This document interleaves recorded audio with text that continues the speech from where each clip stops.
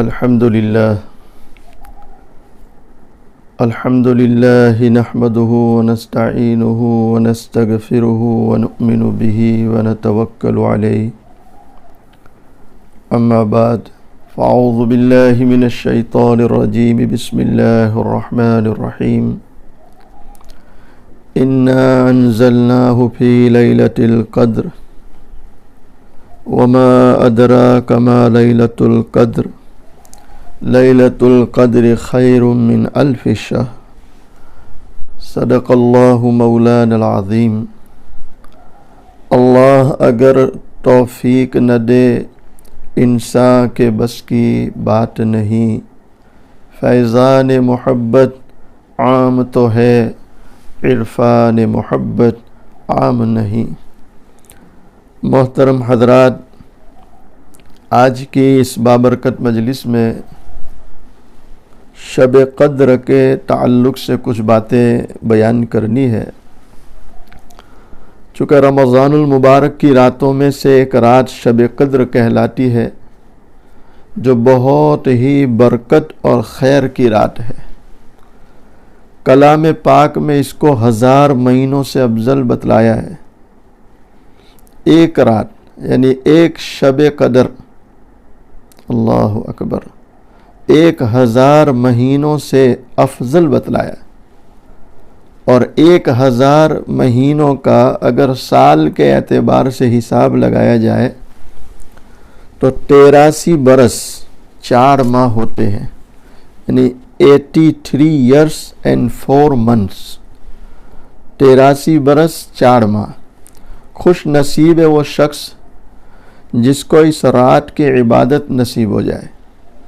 جو شخص اس ایک رات کو عبادت میں گزار دے، اس نے گویا 83 برس 4 ماہ سے زیادہ زمانے کو عبادت میں گزار دیا۔ اللہ اکبر۔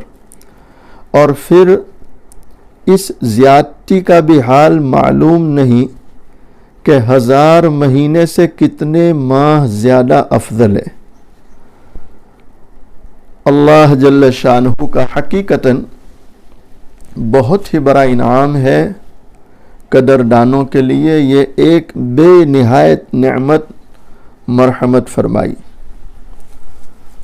اب یہ شب قدر کا اس امت کو ملنا جو اللہ تعالیٰ کی طرف سے بہت بڑی نعمت ہے، بہت بڑی خیر ہے، بہت بڑی رحمت ہے، تو اس کے تعلق سے در منصور میں حضرت انس رضی اللہ تعالی عنہ سے حضور پاک صلی اللہ علیہ وسلم کا یہ ارشاد نقل کیا ہے کہ شب قدر حق تعالی جل شانہ نے میری امت کو مرحمت فرمائی ہے جو پہلی امتوں کو نہیں ملی۔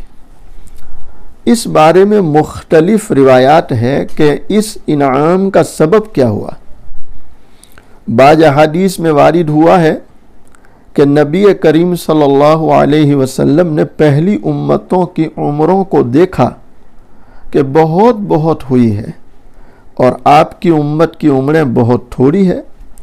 اگر وہ نیک اعمال میں ان کی برابری بھی کرنا چاہے، یعنی پہلی امتوں کی برابری کرنا چاہے نیک اعمال میں، تو ناممکن ہے۔ اس سے دونوں جہاں کے سردار حضور پاک صلی اللہ علیہ وسلم کو رنج ہوا، غم ہوا، لہذا اس کی تلافی میں رب العالمین نے یہ رات آپ علیہ السلام کی امت کو مرحمت فرمائی کہ اگر کسی خوش نصیب کو 10 راتیں بھی نصیب ہو جائے، اللہ اکبر، دعا کریں اللہ ہم سب کو یہ مبارک برکت والی راتیں نصیب فرمائے۔ کسی خوش نصیب کو 10 راتیں بھی ایسی برکت والی نصیب ہو جائے اور ان کو عبادت میں گزار دے، تو گویا 833 برس 4 ماہ سے بھی زیادہ زمانہ کامل عبادت میں گزار دیا۔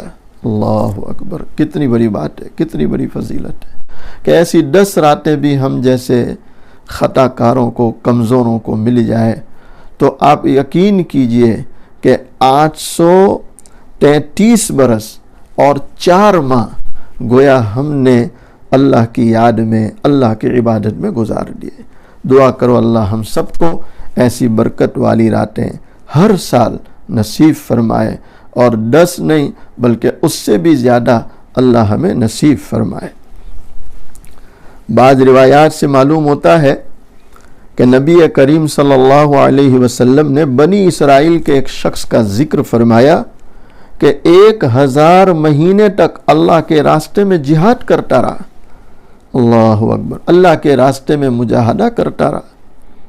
صحابہ رضوان اللہ تعالی علیہ مجمعین کو اس پر رشک آیا، تو اللہ جل جلالہ عمن والہ نے اس کی تلافی کے لیے اس رات کا نزول فرمایا۔ ایک روایت میں ہے کہ نبی کریم صلی اللہ علیہ وسلم نے بنی اسرائیل کے 4 حضرات کا ذکر فرمایا، حضرت ایوب علیہ السلام، حضرت زکریا علیہ السلام، حضرت حزقیل علیہ السلام اور حضرت یوشع علیہ السلام کہ 80 برس تک اللہ کی عبادت میں مشغول رہے اور پل جھپکنے کے برابر بھی اللہ کی نافرمانی نہیں کی۔ اللہ اکبر، کیسے حضرات ہو گئے۔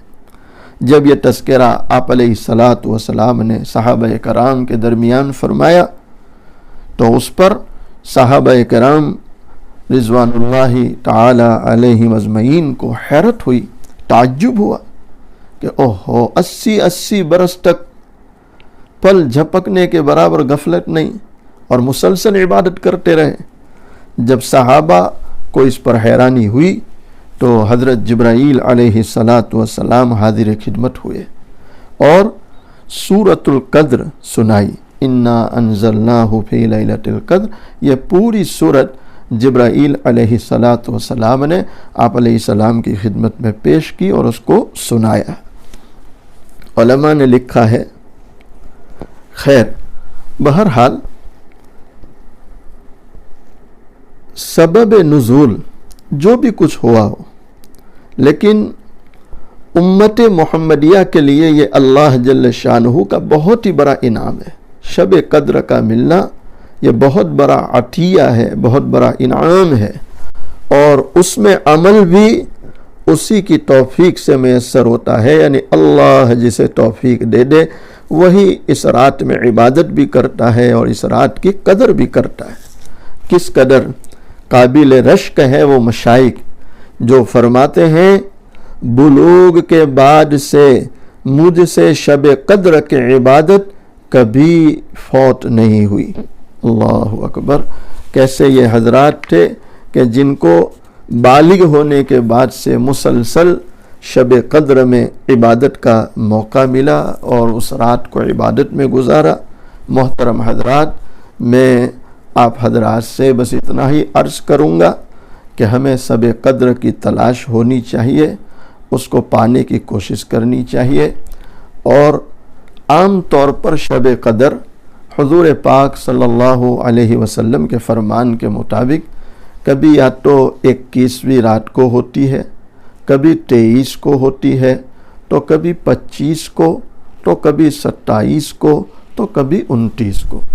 شب قدر تاک راتوں میں پھرتی رہتی ہے، اور زیادہ تر علماء کے جو اقوال ہے وہ یہی ہے کہ 27 کو ہوتی ہے، لیکن قدر کرنے والوں کو، تلاش کرنے والوں کو اور اللہ سے محبت اور تعلق رکھنے والوں کو چاہیے کہ 21 سے اس کی تلاش میں لگ جائے، اور یہ جو ٹاک راتیں ہیں اس کو خاص اللہ کی یاد میں گزاریں، شب قدر کی تلاش میں گزاریں، اس لیے کہ یہ بہت بڑی رات ہے، برکت والی رات ہے، اور ہو سکے تو ایسی راتوں میں صلاۃ التسبیح کی نماز بھی پڑھنے کی کوشش کرنی چاہیے، جتنا ہو قرآن کریم کی تلاوت، ذکر و اذکار، اور کچھ نہ کر سکے تو میرے بھائیوں کم سے کم عشاء کی نماز جماعت سے اور فجر کی نماز جماعت سے پڑھی جائے، اور شب قدر کی کم سے کم پانے کی نیت لے کر سویا جائے۔